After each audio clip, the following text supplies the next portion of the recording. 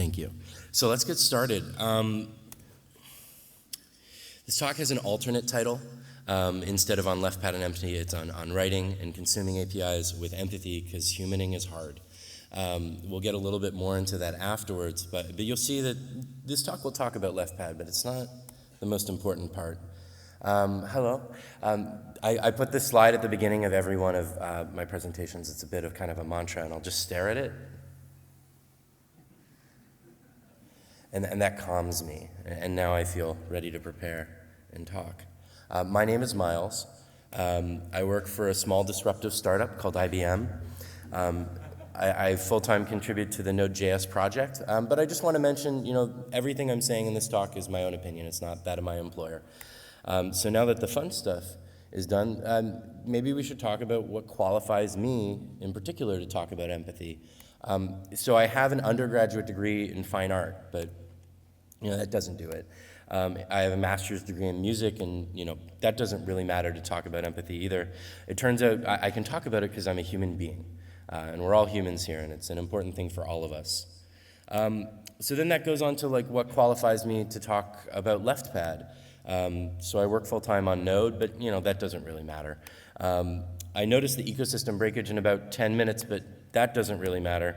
I have an opinion. A lot of people have those, but your opinions don't matter. Nothing in particular actually qualifies me to talk about it, so I'll probably talk about it very little. But so what will we talk about today? A brief overview of left pad, a definition of the word empathy, empathy versus sympathy. This is an interesting one.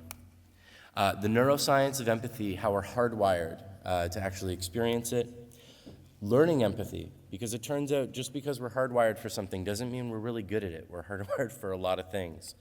And then we'll talk about empathy as an API developer and kind of tie this all back together. But so a brief overview of left pad.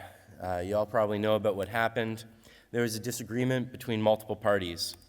A namespace was handed over to a copyright holder, and a module publisher unpublished all of their modules.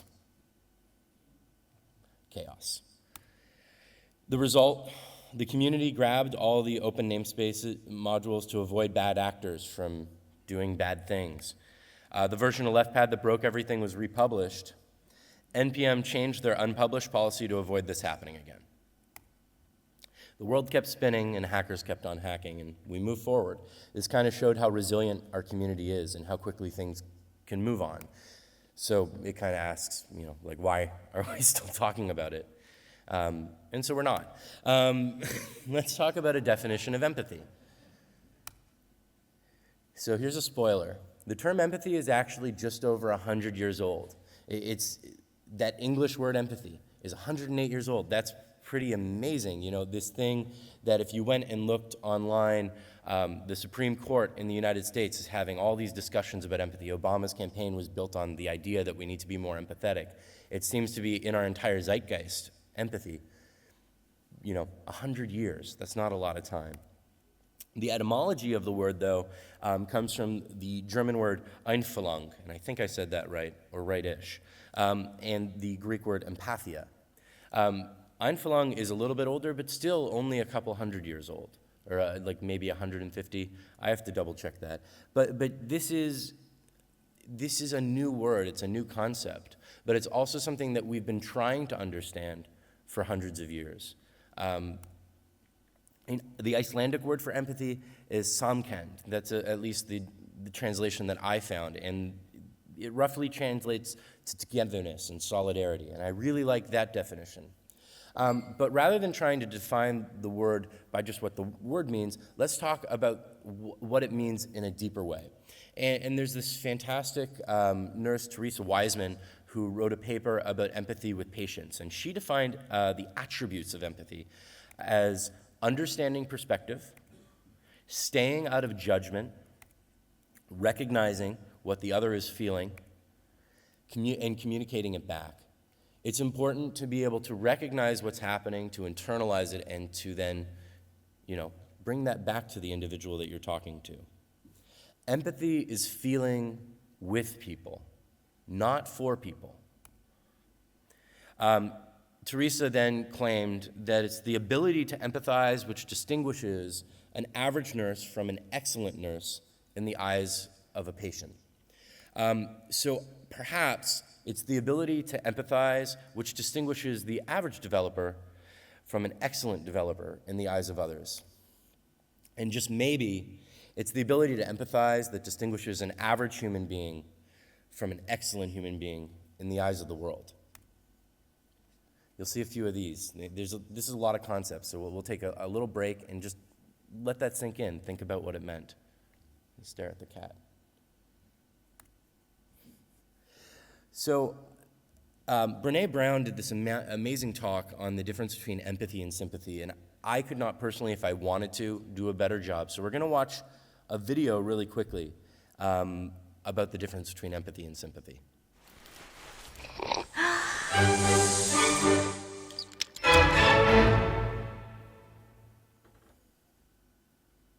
So what is empathy, and why is it very different than sympathy? Empathy fuels connection. Sympathy drives disconnection. Empathy, it's very interesting. Teresa Wiseman is a nursing scholar who studied professions, very diverse professions where empathy is relevant, and came up with 4 qualities of empathy. Perspective taking, the ability to take the perspective of another person or recognize their perspective as their truth. Staying out of judgment, not easy when you enjoy it as much as most of us do. Recognizing emotion in other people and then communicating that. Empathy is feeling with people. And to me, I always think of empathy as this kind of sacred space when someone's kind of in a deep hole and they shout out from the bottom and they say, I'm stuck, it's dark, I'm overwhelmed. And then we look and we say, hey, and climb down. I know what it's like down here, and you're not alone. Sympathy is, ooh, it's bad, no, you want a sandwich? Empathy is a choice, and it's a vulnerable choice, because in order to connect with you, I have to connect with something in myself that knows that feeling. Rarely, if ever, does an empathic response begin with at least. And we do it all the time. Because you know what? Someone just shared something with us that's incredibly painful, and we're trying to silver lining it. I don't think that's a verb, but I'm using it as one. We're trying to put the silver lining around it. So, I had a miscarriage. Oh, at least you know you can get pregnant. I think my marriage is falling apart. At least you have a marriage. John's getting kicked out of school. At least Sarah is an A student. But one of the things we do sometimes in the face of very difficult conversations is we try to make things better. If I share something with you that's very difficult, I'd rather you say, I don't even know what to say right now, I'm just so glad you told me. Because the truth is, rarely can a response make something better. What makes something better is connection. So you're going to notice a lot of this stuff repeated through the talk, because I think this is really important. And the way to learn anything is through repetition. In artistic practice, they call it a practice, because you have to practice over and over to do something.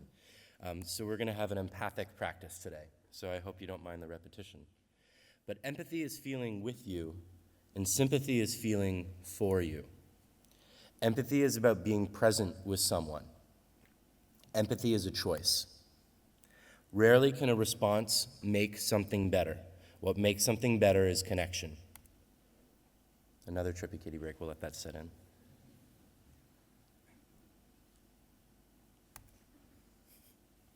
So let's talk a little bit about the neuroscience of empathy. This part's really cool. A lot of these ideas come from a fantastic talk by Jeremy Rifkin. I've embedded the YouTube link inside of the slides, so if you go and find my slides online, you can watch it. We're not going to watch this video because it's over 10 minutes long. It was kind of cheating to watch a 3-minute video. It's definitely cheating to watch a 10-minute video. But healthy brains are wired for empathy. One such phenomenon is known as mirror neurons. So there was a scientist who was watching monkeys and watching monkeys eat peanuts. And the monkeys were all wired up, and they were watching which neurons in the brain would fire off when the monkey would eat a peanut. And through total happenstance, as most amazing things happen, they forgot to unwire the monkey one day. And on the day that they didn't unwire the monkey, a lab assistant decided to eat a peanut in front of the monkey. And what they discovered was that the exact same neurons in the monkey's brain that fired off when the monkey ate the peanut fired off when it watched the scientist eat the peanut. That's really interesting. The same part of our brains are active when we watch people doing things. Our brains don't necessarily know the difference between the experience of ourselves and the experience of another person. The Italian scientist that I was talking about was Giacomo Rizzolatti, and he was a scientist at the University of Parma. Marco Iacoboni, a professor of psychiatry and biobehavioral sciences, argued that mirror neurons are the neural basis of the human capacity for the emotions such as empathy. So even though we have this word that's only about 108 years old, the human race this isn't something that our brain just developed. Well, it probably developed over time, but we've been wired for this a lot longer than we've had a word to describe it. When a baby cries in a nursery and all the other babies join in, this is called empathic distress. The babies don't know any language to describe it, but just hearing something else cry evokes that emotion to make everyone else cry. Around the age of 2.5, a child can actually begin to recognize themselves in the mirror, and this starts with the idea of selfhood, and it increases this empathic development. At around 8 years of age, a child learns about life and death, and they learn about vulnerability. Learning about this vulnerability gives people the ability to understand, hey, not only is there me and is my life sacred, there's other people. Their lives are sacred too. All these things that I'm experiencing, other people are experiencing, and this helps us develop the ability of empathy. Once you realize you only have one life, you can now feel others struggle. You know that they have their own life and their own struggle. So some philosophers, such as Schopenhauer, believe that empathic emotions such as compassion are possible because we are all part of a greater ontological whole. I really love that idea. A lot of my own spirituality kind of comes from the idea that we're all part of this greater thing. I don't know what that is, and I don't know that anyone really knows what it is, but we're all kind of connected. But it's important to remember that while our ability to feel empathy may be softwire, our ability to act on it is a learned trait. We're wired for a lot of things. We're wired for love, we're wired for hate, we're wired for hunger, we're wired to be able to learn things. But even just learning, as an example, is something that you need to learn.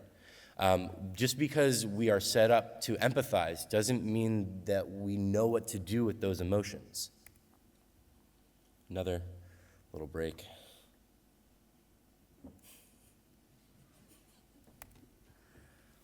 So let's talk about learning empathy. Expressing care for another is not an innate ability present more naturally in some people than others, but rather a skill that can be taught and nurtured through a supportive educational environment. This is from a paper that you can find at the end of my slides. McClellan proposes that we have to teach students, we have to teach individuals how to empathize. That part of our school system should be giving people the tools that they need to empathize with individuals. And it turns out that empathy was something that I had to learn. So this is a younger me. I have some pretty great style. I wish I still had that sweater. I was not exactly a problem child, but I wasn't, the easiest person to get along with. I wasn't really observant of other people around me, and I went through a lot of life not having a ton of meaningful relationships for this. And then I met Christina. She's wired very differently than I am. She patiently taught me how to be observant. She's the kind of person who takes on other people's emotions, and it was just not something that was natural to me. Sharing my life with someone has made me a better person, and it's made me more empathetic. I personally am proof that this can be learned. Just because you may not be great at it today doesn't mean that you can't be great at it tomorrow. And I want to even speculate, but I don't have any scientific research to back me up on that. Individuals who are maybe not hardwired for empathy as much, I believe that they can learn it with patience and with love. It's important to remember that while our ability to feel empathy may be soft-wired, our ability to act on it is a learned trait. Ask yourself, who am I? Who is the other? How are they another? How do we relate? What do we share? And what do they need from me and I from them? Take a second. This idea of the other is actually a really important one, and it's really baked into our culture of the world to think about other people as an other and not as an ontological whole.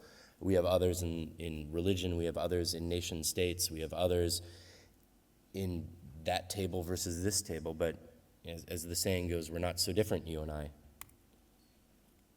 So empathy as a developer, and how the heck does this have anything to do with LeftPad? So there's three places to focus on here. The first is having empathy for the people that you make things for. The other is to have empathy for the people that you make things with.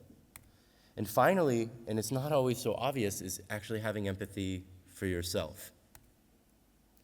So having empathy for the people you make things for, how can we do that? Reliability is one. People, when they're consuming APIs, need to know that they can rely on you not breaking them. This is actually a huge thing, and people can act irrationally when their things break. And this was, in my opinion, one of the worst things that happened in LeftPad. There was a contract, and that contract was broken. All the other emotions, all the other pain kind of stems from this, in my own opinion, is people expect when they sit down to run things that they'll work, and that contract that you have is not broken. Performance, and you'll notice that performance comes after reliability. But it's important that things will run on people's systems and run performantly, and that it will be fast. But again, this should never be instead of being reliable. Platform support, supporting lots of different platforms. You need to have empathy for the person running some random flavor of Linux you've never heard of. They're trying to run your code too, and you don't necessarily know why or how, and simply saying don't fix or won't fix isn't always an answer. And this is always the hardest one. But if you're building software that other people are using, to remember to build for your consumers and not for yourself. Interesting problems are interesting, and it can be really easy to spend all of your time trying to write the next cool thing.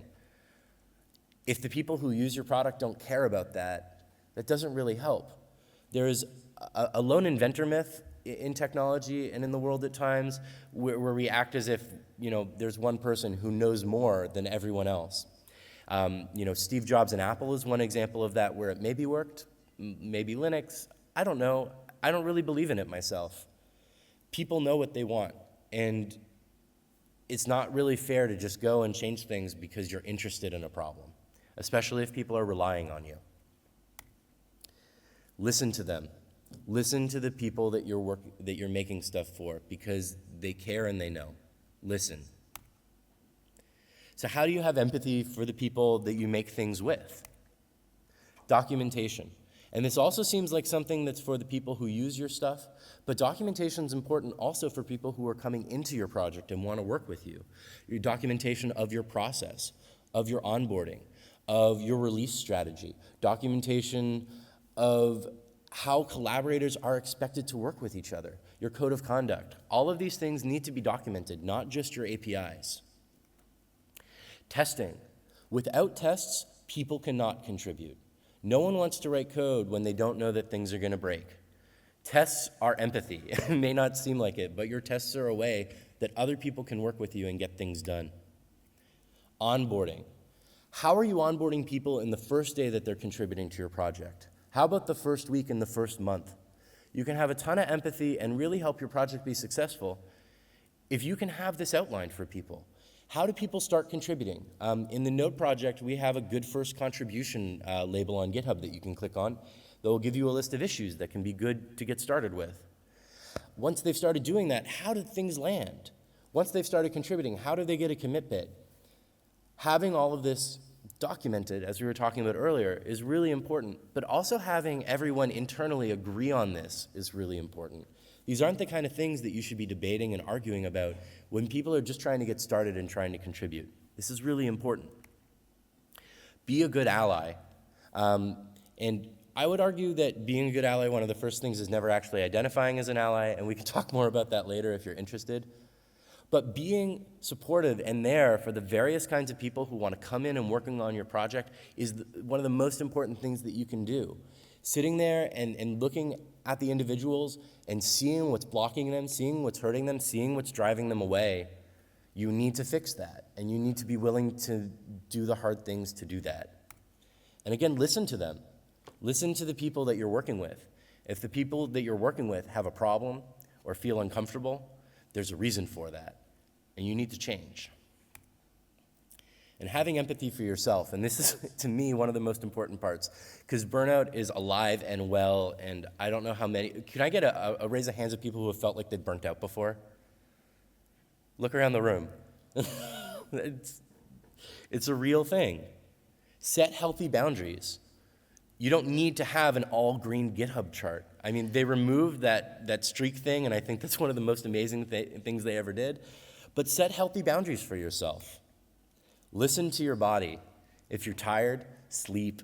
One of the tricks that I started doing when I went to grad school was instead of trying to pull an all-nighter, I would actually just go to sleep early and then go to sleep early and wake up super early and get a ton of work done in the morning.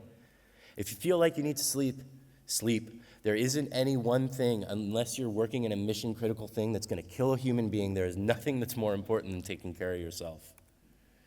Be aware of imposter syndrome. I still suffer from it every single day. It's really easy when you're working on interesting and difficult things and surrounding yourself with more people who are working on interesting and difficult things to just feel like you're not capable. The amazing thing about the software world, and I would argue many other professions as well, but I don't know as deeply, is that we're really just constantly learning all the things we don't know. You can't be expected to know everything, and at the same time, you can't be expected to know all the things that your colleagues know. That's why we work together, because we all have different skills. Stop psyching yourself out. You're all awesome. Every single one of you. I don't even need to meet you. I know it. Listen to yourself. Don't doubt your gut. Your gut knows what to do, and if something feels wrong, run with that. Figure out why it feels wrong. If you don't feel comfortable with something, listen to yourself. So let's bring it all back before we wrap up here. While we may be soft-wired for empathy, the term has only existed for about 100 years. Teresa Wiseman's definition of empathy and the attributes are understanding perspective, staying out of judgment, recognizing what others are feeling, and communicating it back. This is not the same as feeling for someone. This is feeling with them. You don't even need to say anything. You just need to understand and be supportive. It is important to remember, while our ability to feel empathy may be soft-wired, our ability to act on it is a learned trait. Empathizing requires you to be vulnerable, and that can be scary. Empathy is a choice, and this is one of the most important things. You have to choose to empathize with individuals. It doesn't just happen. Ask not, how am I unique, but rather, how are we the same? Break down those barriers. Stop othering. We are all the same. We are all on this spaceship Earth together. Feel with people. Rarely can a response make something better. What makes something better is connection. Maybe what you say doesn't matter. Maybe the only thing that matters in the end are the relationships you build. Thank you.